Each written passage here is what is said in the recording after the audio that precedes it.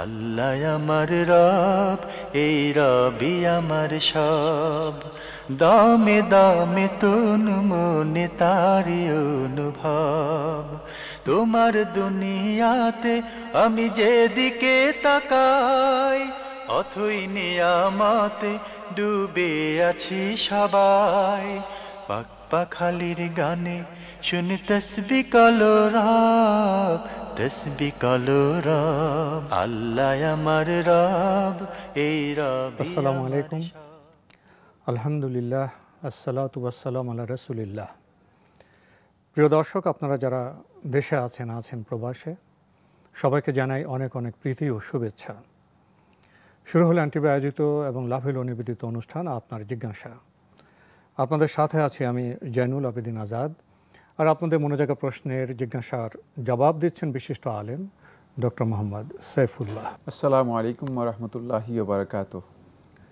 প্রিয় দর্শক, চলুন তাহলে জিজ্ঞাসার জগতে শুরুতে একটি ইমেল পাঠিয়েছেন কুমিল্লার লাকসাম থেকে, নাম প্রকাশে অনিচ্ছুক। লিখেছেন, আমার আব্বা মারা গেছেন গত 2রা জুন 2021। উনি কোভিড পজিটিভে আক্রান্ত হয়ে 13 দিনের মাথায় ইন্তেকাল করেছেন। আমার আব্বা একজন সরকারি থেকে অবসর নেন 2014 সালের দিকে। এরপর তিনি পবিত্র হজ পালন করেন আমার আম্মাকে নিয়ে। পারিবারিক সামাজিক কাজে উনি নানানভাবে জড়িত ছিলেন। পাশাপাশি উনি রাজনৈতিক দলের একজন সদস্য ছিলেন। এলাকার নানা উন্নয়ন, রাস্তা, পুল, খাল, বিল, ভরাট, স্কুল, মাদ্রাসা, এতিমখানা, মসজিদের উন্নয়নের কাজে সহায়তা করেছেন। উনি একজন উপদেষ্টা ও পরামর্শক ছিলেন। আমাদের গ্রামের বয়স্কদের ভাতা, বিধবা ভাতা, সামাজিক বিষয়গুলো নিয়েও উনি কাজ করে গেছেন। পাশাপাশি 5 ওয়াক্ত নামাজ পড়তেন। ইসলামের ইতিহাস, নানান বিষয়, পবিত্র কোরআন শরীফের সূরাগুলো ভালো করে মুখস্থ করতেন। এখন আমি জানতে চাই, আমার আব্বা যে দেশের মানুষের কল্যাণে কাজ করে গেছেন এবং এলাকার উন্নয়নের একজন পথ প্রদর্শক ছিলেন, এইসব বিষয়গুলোকে ইসলামের ধর্মীয় জায়গা থেকে কিভাবে দেখা হয় জানাবেন। আর সবশেষে মহান আল্লাহর দরবারে আমার আব্বার জন্য দোয়া চাই। ধন্যবাদ। খুবই গুরুত্বপূর্ণ প্রশ্ন করেছেন। সব শেষে নয়, সর্বপ্রথমই দোয়া চাওয়া দরকার, কারণ সন্তান তো পিতামাতার জন্য দোয়া করবে, এটাই হচ্ছে প্রথম কথা। আও ওয়ালাদুন সালিহুন ইয়াদউ লাহ, রাসূলুল্লাহ সাল্লাল্লাহু আলাইহি ওয়াসাল্লাম যে ইনস্ট্রাকশন আমাদেরকে দিয়েছেন, সেখানে একটাই কথা, সেটা হলো নেক্সট সন্তান হচ্ছে সেই যে পিতামাতার জন্য দোয়া করবে। সুতরাং আপনি নিজে দোয়া করবেন, আমাদের কাছে দোয়া চেয়েছেন, আমরা দোয়া করি আল্লাহ সুবহানাহু ওয়া তাআলা তাকে, তিনি যে ভালো কাজগুলো করেছেন সেগুলোর উত্তম প্রতিদান আল্লাহ তাআলা দান করুন। বাকি আপনি যে প্রশ্নটি করেছেন, সেই প্রশ্নটি হচ্ছে এলাকায় উন্নয়নের কিছু কাজ তিনি করেছেন এবং উন্নয়নের পথ উন্মোচনকারীদের অন্যতম একজন। এই কাজগুলো জনসেবামূলক কাজ, মানব কল্যাণের কাজ। এই কল্যাণকরী কাজ যেগুলো রয়েছে, সেবামূলক যে কাজগুলো আছে, কোনো সন্দেহ নেই এগুলো অত্যন্ত মর্যাদাপূর্ণ কাজ। আল্লাহ রাসূল সাল্লাল্লাহু আলাইহি ওয়াসাল্লাম যখন প্রশ্ন করা হয়েছে আইয়ুন নাসি আফদাল আও আহাব্বু ইলাল্লাহ, যে আল্লাহ তাআলার কাছে কোন মানুষটি সবচেয়ে বেশি প্রিয়, কোন মানুষটি আল্লাহ তাআলার কাছে সবচেয়ে বেশি পছন্দনীয়, তখন আল্লাহ রাসূল সাল্লাল্লাহু আলাইহি ওয়াসাল্লাম কথা বলেছেন যে আনফাউহুম লাহুম, অথবা আনফাউহুম লিন্নাস, যে মানুষদের জন্য যে সবচেয়ে বেশি উপকারী, মানুষের জন্য যে সবচেয়ে বেশি কল্যাণকামী, সে হচ্ছে আল্লাহ তার কাছে সবচেয়ে প্রিয় মানুষ। সুতরাং এই কল্যাণকামিতার কাজ, এই সমাজ সেবামূলক কাজ, এগুলো যদিও আল্লাহ রাব্বুল আলামিন ইবাদতের ফরম্যাটে আমাদের জন্য বাধ্যতামূলক করেননি, কিন্তু এগুলো আল্লাহর বান্দাদের জন্য এবং মুসলিম উম্মার জন্য অত্যন্ত গুরুত্বপূর্ণ কাজ। এই জন্য আল্লাহ সুবহানাহু ওয়া তাআলা উম্মতে মুহাম্মাদির খায়রিয়াতের বিষয়টি, শ্রেষ্ঠত্বের বিষয়টি আল্লাহ রাব্বুল আলামিন এই কাজগুলোর মধ্যে উল্লেখ করেছেন, এই কাজগুলোর মধ্যে নির্দিষ্ট করে দিয়েছেন যে কুনতুম খায়রা উম্মাতিন উখরিজাত লিন-নাসি তা'মুরুনা বিল মা'রুফ ওয়া তানহাউনা আনিল মুনকারি ওয়া তু'মিনুনা বিল্লাহ, যে তোমাদের কাজগুলোর মধ্যে তোমরা যে খায়রা উম্মাহ, শ্রেষ্ঠ উম্মত, উখরিজাত লিন-নাস, যে মানুষের কল্যাণের জন্য তোমাদেরকে সৃষ্টি করা হয়েছে। সুতরাং এখানে কল্যাণের বিষয়টি আল্লাহ তাআলা ইঙ্গিত করেছেন, তাই সৃষ্টি করা হয়েছে মানুষের কল্যাণের জন্য। তো এখান থেকে বোঝা যাচ্ছে যে জনকল্যাণমূলক কাজ যেগুলো করেছেন তিনি, এগুলো তো খুবই ভালো কাজ করেছেন, কোনো সন্দেহ নেই। বাকি একটি বিষয় এখানে যুক্ত আছে, সেই বিষয়টি আপনি আপনার প্রশ্নের মধ্যে উল্লেখ করেছেন, সেটা হচ্ছে এই যে সামাজিক কল্যাণ, এই যে মানুষের কল্যাণে কাজ করা, জনকল্যাণমূলক যে কাজগুলো আছে সেগুলোতে অংশগ্রহণ করা, এই সবটাই নিয়তের সাথে সম্পৃক্ত। এর সাথে আপনি রাজনৈতিক একটি ব্যাকগ্রাউন্ডের কথা উল্লেখ করে দিয়েছেন। ফলে এটা আল্লাহ সুবহানাহু ওয়া তাআলা সবচেয়ে ভালো জানেন মানুষের নিয়ত সম্পর্কে, আমরা কিছু বলতে পারবো না। যদি এই রাজনৈতিক ব্যাকগ্রাউন্ড উদ্দেশ্য হয়ে যায়, এটা আমি এই জন্য প্রশ্নের মধ্যে মানে যেহেতু উনি উল্লেখ করেছেন, আর প্রশ্ন এই কথাটা সবাই জানা দরকার, এই জন্য বিষয়টি নিয়ে এসেছি। যে কারণ যদি উদ্দেশ্যটা শুধুমাত্র রাজনৈতিক ব্যাকগ্রাউন্ড তৈরি করা, অথবা রাজনৈতিক পরিচয় তৈরি করা, অথবা রাজনৈতিক নেম অ্যান্ড ফেম কালেক্ট করা, এটা যদি উদ্দেশ্য হয়ে যায়, তাহলে কিন্তু এর মূল যেই পরিণতি আল্লাহ তাআলার কাছে আছে, মূল যে পুরস্কার আছে, সেই পুরস্কার থেকে বঞ্চিত হয়ে যাবে, তাহলে এটা ক্ষতিকর হবে। কিন্তু আমি এই কথা উনার ব্যাপারে বলছি না, এটা মানে সকলের ক্ষেত্রে এটা প্রযোজ্য হবে। আর যদি এটা উদ্দেশ্য হয় যে না, আল্লাহর সন্তুষ্টির জন্য কাজ করছেন এবং মানুষের কল্যাণের জন্য কাজ করছেন, এর সাথে রাজনৈতিক একটা পরিচয় তার ব্যবহার করেছেন, যেহেতু এর মাধ্যমে কাজ করা সম্ভব, সহজ, সেটা সেই ক্ষেত্রে কোনো ব্যক্তি যদি কাজ করেন এবং তিনি যদি সত্যিকার মানুষের কল্যাণের জন্য কাজ করে থাকেন এবং সেখানে যদি তার সত্যিকার ইখলাস, আল্লাহ রাব্বুল আলামিনের প্রতি তার যে নিষ্ঠা, আল্লাহর সন্তুষ্টির মানে মূল উদ্দেশ্য হয়ে থাকে এবং একনিষ্ঠভাবে আল্লাহর সন্তুষ্টিকে কেন্দ্র করে কাজ করে থাকেন, অবশ্যই তিনি এর জন্য সওয়াব পাবেন, কোনো সন্দেহ নেই, এবং আল্লাহ তাআলার কাছে অনেক বড় মর্যাদা পাবেন। প্রসঙ্গত একটি বিষয় এখানে একটু স্পষ্ট করা প্রয়োজন। ইসলামে তো সব কিছু আল্লাহর সন্তুষ্টির জন্য করা হবে, ইবাদত বলি, বন্দেগী বলি, রাজনীতি বলি, অর্থনীতি বলি। কোনো ইমানদার ব্যক্তি যদি রাজনীতি এই জন্য করেন, রাজনীতির মাধ্যমে জনসেবা, দেশ সেবা করা যায় এবং এর মাধ্যমে আল্লাহর সন্তুষ্টি অর্জন করা যাবে, তাহলে তো সেই রাজনীতিকে বোধহয় ইতিবাচকভাবে দেখা যায়। এই মাসআলাটি সেটা হচ্ছে রাজনীতি, মানে যে বিষয়টি, সেটা হলো যেমন রাজনৈতিক অনেকগুলো দিক রয়েছে। কেউ রাজনীতি করে থাকেন এই উদ্দেশ্যে যে মানে একটা প্রভাবশালী নেতা হবেন, নেতৃত্ব করবেন, ক্ষমতায় যাবেন, এটা একটা উদ্দেশ্য। মানে এই উদ্দেশ্যে রাজনীতি করাটা, এটা বেশিরভাগ রাজনীতিবিদ এবং তাদেরই এটা প্রবণতা বেশি। আরেকটি হচ্ছে রাজনীতি করা আল্লাহর সন্তুষ্টির জন্য, যদি সেই রাজনীতিটা বৈধ হয়। কারণ এখন রাজনীতির মধ্যে অনেক অবৈধ পদ্ধতি, মানহাজ সব বৈধ হতে হবে। কারণ এখন রাজনীতি যেটাকে বলছেন, মানে এটা বৈধ কিনা, এটাকে অনেক বলে পলিটিক্স। জি জি, মানে এখানে ধূর্ততা, সততা থাকে। টিক্স এন্ড পলিটিক্স দুইটাই রয়েছে, জি, সততা, কৃত্রিমতা, তারপরে বিভিন্ন ধরনের মিথ্যাচার, ব্লেম গেম করা, এইগুলো রয়ে গিয়েছে। ফলে রাজনীতিটা যদি সত্যিকার পরিচ্ছন্ন, সঠিক হয়, দেশ ও জনগণের কল্যাণ, এবং সেই রাজনীতিতে যদি মানে মানুষের কল্যাণ এবং সমাজের কল্যাণ থাকে, আর সেটা যদি কেউ আল্লাহর সন্তুষ্টির জন্য করেন, কোনো সন্দেহ নেই সেটা ভালো কাজ। কিন্তু আমরা মানে বর্তমান যে রাজনৈতিক গ্রাউন্ড রয়েছে, সেই গ্রাউন্ডটাকে যদি আমরা পর্যালোচনা করি, আমরা দেখবো যে আসলে রাজনৈতিক গ্রাউন্ড অত্যন্ত খারাপ হয়ে যাওয়ার কারণে রাজনীতির মানে পরিভাষাটাই এখন অনেক দিক থেকে কলুষিত হয়ে গিয়েছে। ফলে রাজনীতি যে অর্থে ব্যবহার করা হচ্ছে, আসলে যে সময় রাজনীতি মানে বেরিয়ে আসছিল, যেটাকে রাজনীতি বলা হতো, সেটা যেই অর্থে এসেছে, একই অর্থে ব্যবহার করা হচ্ছে না। আর এক্ষেত্রে রাসূল ইসলাম যে মানহাজ, সেটা আমাদের সামনে আসলে সব কিছু পরিষ্কার হয়ে যাবে, যে রাজনীতির রূপ এবং স্বরূপ কেমন হওয়া উচিত। প্রিয় দর্শক, আমরা খুবই গুরুত্বপূর্ণ বিষয়ে অবগত হলাম।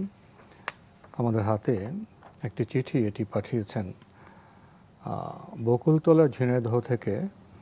যিনি পাঠিয়েছেন নাম প্রকাশে অনিচ্ছুক। প্রিয় ভাই, আপনি আমাদের অনেক কল্যাণ কামনা করেছেন, হায়াত দারাজ চেয়েছেন, আমরাও আপনার কল্যাণ কামনা করছি। আপনি প্রশ্ন করেছেন, কোনো কারণে রাতে সালাতুল বিতর না পড়তে পারলে দিনের বেলায় তা আদায় করলে 3 রাকাতের পরিবর্তে 4 রাকাত পড়তে হয়। এই 4 রাকাত পড়ার সময় বৈঠক কয়টি হবে, আর দোয়া কুনুত কখন পড়তে হবে? সালাতুল বিতর যদি কেউ রাতের বেলা আদায় করতে না পারেন, আর তিনি কন্টিনিউ সালাতুল বিতর আদায় করে যান, মানে কন্টিনিউ করে থাকেন, সেক্ষেত্রে তিনি সালাতুল বিতরের এই কন্টিনিউশনটা, এই যে মানে অব্যাহত যে ধারাটা আছে, এই ধারাটাকে ঠিক রাখার জন্য, বজায় রাখার জন্য তার জন্য সলাতুল বিতির দিনের বেলায় তিনি যদি আদায় করে দেন, আদায় করতে পারবেন। এটা কাজা নয়, বুঝতে হবে। খুবই গুরুত্বপূর্ণ বিষয়, মানে প্রশ্নের মধ্যে অনেক গুরুত্বপূর্ণ বিষয় রয়েছে এবং অনেক গুরুত্বপূর্ণ কথা আমরা বলবো। এক নম্বর হচ্ছে এটা কাজা নয়, এটা হচ্ছে ওই যে তিনি রাতের সালাতটা আদায় করতেন, নিয়মিত যে রাতের সালাতে তার একটা অভ্যাস তৈরি হয়েছে, সেক্ষেত্রে কোনো কারণে একটা মানে মাঝখানে কি হয়ে গেছে, মাঝখানে একটা গ্যাপ তৈরি হয়ে গেছে। এই গ্যাপটা যাতে করে না থাকে, এর কন্টিনিউশনের জন্য তিনি দিনের বেলায় এটাকে কি করবেন, পূরণ করে দেবেন। এটা যিনি নিয়মিত করে থাকেন তার জন্য, যিনি নিয়মিতই সালাতুল বিতির আদায় করেন না, মাঝে মধ্যে আদায় করে থাকেন তার জন্য নয়। এটা হলো এক নম্বর বিষয়, সেটা তিনি দিনের বেলা আদায় করিবেন। দুই নম্বর বিষয় যে দিনের বেলায় কোনো ভিতির নেই। দিনের বেলায় যখনই সালাত আদায় করবেন তখন সেই সালাতটাকে তিনি ওই রাতের যেই ভিতিরের সালাত রয়েছে সেই সালাত তিনি কত রাকাত আদায় করতেন। যদি তিনি 3 রাকাত আদায় করে থাকেন তাহলে 4 রাকাত আদায় করবেন, আর যদি 5 রাকাত আদায় করে থাকেন নিয়মিত, তাহলে তিনি 6 রাকাত আদায় করবেন। তিনি যদি সেটা 8 রাকাত 9 রাকাত আদায় করে থাকেন, তাহলে দিনের বেলায় তিনি 10 রাকাত আদায় করবেন। মানে সেটাকে 1 রাকাত অতিরিক্ত আদায় করে, হ্যাঁ জোর করে দিবেন, 1 রাকাত অতিরিক্ত আদায় করে জোর করে নেবেন। আর দিনের বেলায় যে সালাতগুলো আদায় করবেন তিনি 2 রাকাত করে আদায় করবেন। তারপরে দিনের বেলায় যে সালাতগুলো আদায় করবেন, আবু সাঈদ খুদরি রাদিয়াল্লাহু আনহু বর্ণিত মুসনাদ আহমদের হাদিসের মধ্যে এসেছে যে রাওয়ায়াত দ্বারা প্রমাণিত হয় যে এই সালাতগুলো, নফল সালাতগুলো, এগুলোকে 2 রাকাত করে আদায় করবেন। সালাতুল লাইলি ওয়ান নাহারি মাসনা মাসনা, এগুলোকে 2 রাকাত করে আদায় করবেন। এটা হলো আরেকটি পয়েন্ট। এরপরের পয়েন্ট হচ্ছে এই দিনের বেলা এই সালাতের মধ্যে কোনো ধরনের কুনুত নেই। এটা মানে রাতের সালাতের মধ্যে যেমন কুনুত বা দোয়ার সুযোগ আছে, যা রাত্রটা আল্লাহ সুবহানাহু ওয়া তাআলা রাত্রে এই সময়টাকে আল্লাহ রাব্বুল আলামিন দোয়ার জন্য খাস করে নিয়েছেন। ফলে আল্লাহ হাবিব সাল্লাল্লাহু আলাইহি ওয়াসাল্লাম রাতের এই সালাতের মধ্যে কুনুত করতেন, মাঝে মধ্যে দোয়া করতেন, হাদিস দ্বারা প্রমাণিত হয়েছে। সুতরাং এটা রাতের জন্য খুবই ইম্পর্টেন্ট, যেহেতু দোয়া কবুলের অত্যন্ত গুরুত্বপূর্ণ সময়। এই জন্য রাতে যদি আদায় করে থাকেন তখন আপনি সে দোয়া কুনুত আদায় করবেন বা পড়বেন। কিন্তু দিনের বেলা যখন আদায় করবেন তখন আপনি আর দোয়া কুনুত করবেন না। দিনের বেলা সালাতের মধ্যে দোয়া করতেন, নফল সালাতের মধ্যে, সেক্ষেত্রে আপনি শুধুমাত্র 2 রাকাত করে 4 রাকাত আদায় করলেই আপনার ওই সালাতের কন্টিনিউশনটা, অব্যাহত ধারাটা আপনার ঠিক থাকবে। এটা একমাত্র ওই ব্যক্তির জন্য, আবারও বলছি, যিনি নিয়মিত কখনো বিতিরের সালাত বর্জন করেন না। আমরা জানলাম বিষয়টি সম্পর্কে। প্রিয় দর্শক, হাতে একটি চিঠি যিনি পাঠিয়েছেন, নাম প্রকাশে অনিচ্ছুক, লিখেছেন,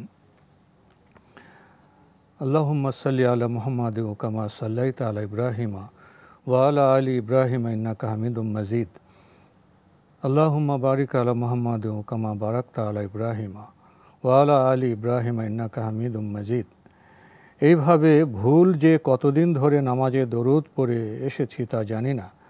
আগে তো ঠিকই পড়তাম, এখন আল্লাহর কাছে তওবা করলে আল্লাহ আমাকে ক্ষমা করে দেবেন। দরুদ ভুল পড়ে এসেছি, আমার নামাজও তো আল্লাহ কবুল করেননি, আমাকে কি আল্লাহ ক্ষমা করবেন? এখানে এমন কোনো ভুল হয়নি যে ভুলের কারণে আপনার নামাজ কবুল হবে না অথবা বাতিল হয়ে যাবে। খেয়াল রাখতে হবে যে, খেয়াল রাখতে হবে সেটা হচ্ছে যে কিছু বিষয় আছে যেগুলো সালাত ভঙ্গ করে দেয়, যেগুলোর কারণে সালাত নষ্ট হয়ে যায়। সেই কাজ যদি আপনি সালাতের মধ্যে করেন তাহলে সালাত বাতিল হয়ে যাবে। কিন্তু এই যে আজকারগুলো আছে, জিকিরগুলো আছে, দোয়াগুলো আছে, অথবা দুরুদ, তাশাহুদ, দোয়া মাসুরা অথবা তাসবিহ যেগুলো আছে সালাতের মধ্যে, এগুলোতে যদি কোনো কারণে ভুল হয়ে যায়, টেক্সটের ভুল হয়ে যায়, তাহলে এর জন্য আল্লাহ সুবহানাহু ওয়া তাআলা আল্লাহর বান্দাদের এটাকে বাতিল করে দিবেন না। এতে সালাত বাতিল হয় না, এতে সালাত বাতিল হবে না। বাকি আমরা যারা অনারব আছি, আমরা তো আরবি ভাষার উচ্চারণই জানি না, অর্থ বুঝি না, উচ্চারণ জানি না। ফলে আরবি ভাষাতে যে 28টা শব্দ রয়েছে, অক্ষর রয়েছে, এই 28টা অক্ষরের মধ্যে প্রায় 14টা অক্ষরই পৃথিবীর কোনো ভাষাতে নেই। সুতরাং এর উচ্চারণ একেবারেই আলাদা, ব্যঞ্জন বর্ণ, ব্যঞ্জন বর্ণগুলোর মধ্যে। যে এগুলো যেমন বাংলা ভাষায় সা এর কোনো উচ্চারণ নেই, কোথাও নেই, কোথাও নেই। আপনি এই উচ্চারণগুলো পাবেন না কোথাও। যদি আপনি সত্যিকার অর্থে মানে আরবিতে ভালো করে শিখতে পারেন তাহলে আপনার উচ্চারণ শুদ্ধ হবে। এই কারণে কি আল্লাহ সুবহানাহু ওয়া তাআলা সমস্ত অনারবদের সালাত নষ্ট করে দেবেন? মাআযাল্লাহ, আল্লাহ তাআলা কাজ করবেন না, নাউযুবিল্লাহি মিন যালিক।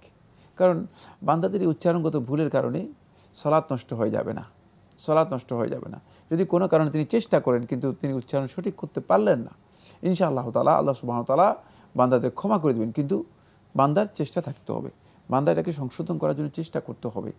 তো এই জন্য বলছি যে এর কারণে আপনার সালাত নষ্ট হয়নি, আপনার কোনো ধরনের অস্থিরতার কারণ নেই, এবং আল্লাহ তাআলার কাছে আপনি এর জন্য মানে তওবা করারও বিষয় নেই।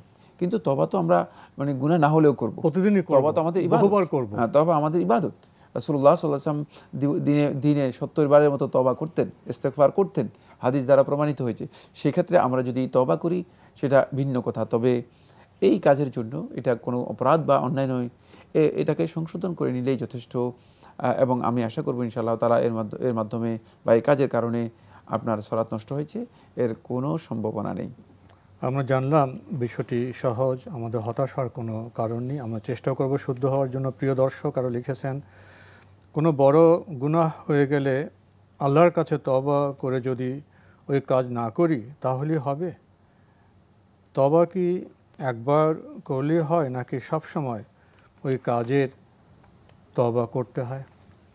ধন্যবাদ, খুবই গুরুত্বপূর্ণ প্রশ্ন করেছেন। সেটা হচ্ছে কোনো বড় গুনাহ যদি হয়ে যায় তাহলে আল্লাহ রাব্বুল আলামিনের কাছে তওবা করব, এবং তওবা একবার করলেই কি হয়ে যাবে, নাকি বারবার করতে হবে, আর কাজ থেকে ফিরে গেলেই যথেষ্ট হয়ে যাবে নাকি করতে হবে? এর অর্থ হচ্ছে এই, আপনি আসলে তওবার যে প্রকৃতিটা আছে, মাহিয়াতুত তওবা, মানে তওবা বলতে কি বোঝায়, তওবা এর সেন্সটা কি, এটা আপনার কাছে স্পষ্ট হয়নি, ফলে আপনি এই প্রশ্ন এইভাবে এনেছেন। খুব ভালো করে খেয়াল করুন। এক নম্বর হচ্ছে হুয়াল ইকলাউ মিনাদ যামব, এক নম্বর হচ্ছে পরিপূর্ণরূপে গুনাহ থেকে আগে নিজেকে উদ্ধার করে নিতে হবে, প্রত্যাবর্তন করতে হবে, গুনাহ থেকে ফিরতেই হবে। অন্যথায় যদি মুখে মানে 1,00,000 বার তওবা করলাম বলে, তাহলে তওবা হবে না। শেখুল ইসলাম ইবনে কাইয়িম রাহিমাহুল্লাহ তাআলা ইগাসাতুল আহফানের মধ্যে বলেন যে আল্লাহর বান্দা যদি শতবার বলে আস্তাগফিরুল্লাহ আস্তাগফিরুল্লাহ, অথচ ওয়া হুয়া মুলতাজিমুন বিল মাআসি, সে গুনাহের সাথে নিজেকে লেগে রেখেছে, গুনাহ করতেছে, লাম ইয়াগফির লাহু, আল্লাহ তাআলা ক্ষমা করবে না। আর 2 নম্বর হচ্ছে ফালাম ইয়াস্তাগফির, না সে আল্লাহর কাছে ইস্তেগফার করে নাই আসলে, কারণ এটা ইস্তেগফারের না, এটা তওবা নয়, এটা ইস্তেগফারের পদ্ধতি নয়। সুতরাং এটা আমাদেরকে খুব ভালো করে জেনে নিতে হবে। গুনাহ করছেন আবার মানে মুখে মুখে তওবা করছি, কিছুই না। প্রথম কথা হচ্ছে আল ইকলাউ মিনাজ যামব ওয়াল মাসিয়া, গুনাহ থেকে পরিপূর্ণরূপে নিজেকে উদ্ধার করে নিতে হবে। সেকেন্ড হচ্ছে সেটা হলো ওয়ান নাদম আলাল মাসিয়া, গুনার জন্য নিজে পরিপূর্ণরূপে অনুতপ্ত হতে হবে, অপরাধ বোধকে নিজের অন্তরে পরিপূর্ণরূপে জাগ্রত করতে হবে। এটা অপরাধ, আমি অপরাধটুকু করে ফেলেছি, আমার রবের সাথে একটা বড় ধরনের আমার গাদ্দারি হয়ে গিয়েছে, আমার রবের সাথে একটা বিশ্বাসঘাতকতা হয়ে গিয়েছে, আমানতের খেয়ানত হয়ে গিয়েছে। এই বিষয়গুলো খুব ভালো করে নিজের অন্তরের মধ্যে সে অপরাধ বোধ জাগ্রত করতে হবে, আর নাদম। এই জন্য রাসূলুল্লাহ সাল্লাল্লাহু আলাইহি ওয়াসাল্লাম মুসনাদ আহমদ হাদিসের মধ্যে বলেছেন আল্লাহ রাসূল সাল্লাল্লাহু আলাইহি ওয়াসাল্লাম, আত-তাওবাতু হুয়া নাদম, তওবা হচ্ছে পরিপূর্ণরূপে নিজে অনুতপ্ত হওয়ার নাম, মানে অন্তরে আপনি সম্পূর্ণরূপে অনুতপ্ত হতে হবে। থার্ড পয়েন্ট হচ্ছে সেটা হলো এরপর থেকে আপনি যেই অপরাধটুকু করেছেন মানে সেই অপরাধকে পরিহার করে মানে যেটা আপনার জন্য করা ওয়াজিব ছিল সেটা আপনি পরিপূর্ণরূপে করবেন নিয়মিত। যেমন আপনি সিয়াম পালন করেন নাই, তাহলে সিয়ামকে নিয়মিত করতে হবে। সালাত আদায় করেন নাই, সালাতকে নিয়মিত করতে হবে। মানে যেই অপরাধটুকু আপনি করেছেন সেই অপরাধটাকে বর্জন করে যেই কাজটা এর এগেনিস্টে আপনার জন্য ওয়াজিব সেটাকে নিয়মিত কন্টিনিউ করার জন্য নিয়মিত সর্বোচ্চ চেষ্টা করে যাবেন, সে কাজটা করতে হবে। 4 নম্বর সেটা হলো এখানে যদি কোনো হক অন্য কারো হক জড়িত হয়ে যায়, যেমন হকুল ইবাদ যদি জড়িত হয়ে যায়, বান্দাদের হক যদি সম্পৃক্ত হয়ে যায়, আমি এমন একটা অপরাধ করেছেন যে অন্য ব্যক্তির হকের সাথে জড়িত, একজনের গীবত করেছেন, ছগলখুরি করেছেন, একজনের পিছে মিথ্যা আরেকজনের কথা লাগিয়ে দিয়েছেন, অথবা একজনের টাকা আত্মসাৎ করেছেন, তাহলে তার হকটুকু আদায় করে দিতে হবে। তার কাছ থেকে সেটাকে কি করতে হবে, পরিপূর্ণরূপে সমাধান নিয়ে নিতে হবে। আল্লাহ রাসূল সাল্লাল্লাহু আলাইহি ওয়াসাল্লাম বলেন যে তোমাদের মধ্যে কোনো ব্যক্তি যদি এমন কোনো অন্যায় থেকে যায়, এমন কোনো গুনাহ থেকে যায়, এমন কোনো হক থেকে যায় যেটা অন্যের সাথে জড়িত, তাহলে ফালইয়াতাহাল্লাল ইয়াউম, আজকের দিনে যেন সে সাথে সাথে সেটাকে সমাধান করে নেয়, ওই ব্যক্তির কাছে গিয়ে সমাধান করে নিতে হবে। সুতরাং এক্ষেত্রে খেয়াল রাখতে হবে যে মানে শুধুমাত্র একজনের লক্ষ লক্ষ টাকা মেরে দিলেন আর আল্লাহ তাআলার কাছে আল্লাহ আমি ক্ষমা চাই, অথচ তার টাকা তাকে ফেরত দিলেন না, সেটা কিন্তু মানে আপনার পক্ষে সম্ভব যে ফেরত দেয়া। যদি আপনার কাছে সম্ভব নয় ফেরত না দেওয়ার, সেটা আরেকটি মাসআলা, কিন্তু ফেরত দেওয়ার মতো ক্ষমতা আছে, টাকা আছে, ফেরত দিলেন না, তাহলে অবশ্যই আপনি আপনার যেই মানে তওবা করছেন সেটা শুধুমাত্র মৌখিক তওবা। এই তওবার মাধ্যমে আপনি সত্যিকার ওই গুনাহ থেকে, ওই অপরাধ থেকে নিজেকে কি করতে পারেননি, প্রত্যাবর্তন করতে পারেননি, এবং ওই ব্যক্তির হক কিয়ামতের দিন আপনাকে আদায় করে দিতে হবে। যদি তওবার এই সেন্সটুকু আমরা বুঝতে পারি, তাহলে আপনি পুরাটাই বুঝে যাবেন। এর মাধ্যমে আপনি যদি আল্লাহ তাআলার কাছে এরপরে বেশি বেশি মৌখিক তওবা করেন, সেটা আপনার জন্য উত্তম। কারণ আল্লাহ তাআলা বান্দার কাছে এটা চান। বান্দার কাছে, বান্দার যে কাজে আল্লাহ তাআলা সবচেয়ে বেশি খুশি হন, সহিহ মুসলিমের হাদিসের মধ্যে রাসূলুল্লাহ সাল্লাল্লাহু আলাইহি ওয়াসাল্লাম ইরশাদ করেছেন, সেটা হচ্ছে তওবা। সবচেয়ে বেশি যে কাজে আল্লাহ রাব্বুল আলামিন বেশি খুশি হয়ে থাকেন, সেটা হচ্ছে বান্দা আল্লাহ রাব্বুল আলামিনের কাছে তওবা করবে। সুতরাং এই তওবা যত বেশি বেশি করতে পারেন ততই ভালো। তো আজকে আমাদের এখানে শেষ করতে হচ্ছে। আপনাকে অনেক ধন্যবাদ। আপনাকে অশেষ ধন্যবাদ। প্রিয় দর্শক, আমরা দেখছিলাম এনটিভি আয়োজিত এবং লাভ হলো নিবেদিত অনুষ্ঠান আপনার জিজ্ঞাসা। আমাদের এই অনুষ্ঠান আপনারা এনটিভি অনলাইনেও দেখতে পারবেন। ভিজিট করুন www.ntvbd.com। এছাড়া ইউটিউবে এবং আমাদের ভেরিফাইড ফেসবুক পেজে অনুষ্ঠান দেখতে পারবেন। আজকে শেষের প্রশ্নটি ছিল তওবা। তওবা আসলে একটি তত্ত্ব। এই তওবার সাথে অনেক বিষয় জড়িয়ে যায়। তওবা আমাদেরকে হতাশ হতে মানা করে, তওবা আমাদের পাপ থেকে প্রত্যাবর্তন করার কথা বলে। তওবা শুধু মৌখিক উচ্চারণের নাম নয়, তওবার সাথে আমাদের নিয়ত এবং আমল অনেক কিছু জড়িয়ে আছে। আসুন আমরা তওবা তত্ত্বকে উপলব্ধি করি, জীবনে শুদ্ধ হই এবং আশাবাদী হই। চিঠি লিখুন, প্রশ্ন পাঠান আমাদের ঠিকানায়। পরিচালক আপনার জিজ্ঞাসা, এনটিভি, বিএসসিসি ভবন, 7ম তলা, 102 কাজী নজরুল ইসলাম অ্যাভিনিউ, কারওয়ান বাজার, ঢাকা 1215। ইমেল অ্যাড্রেস আপনার জিজ্ঞাসা @ntvbd.com। প্রিয় দর্শক, মহান আল্লাহ আমাদের সবাইকে নিরাপদে রাখুন, রাখুন শান্তিতে। আসসালামু আলাইকুম। আল্লাহ আমার রব, এই রবি আমার সব, দামে দামে তুন মনে তারি অনুভব। আল্লাহ আমার রব, এই রবি আমার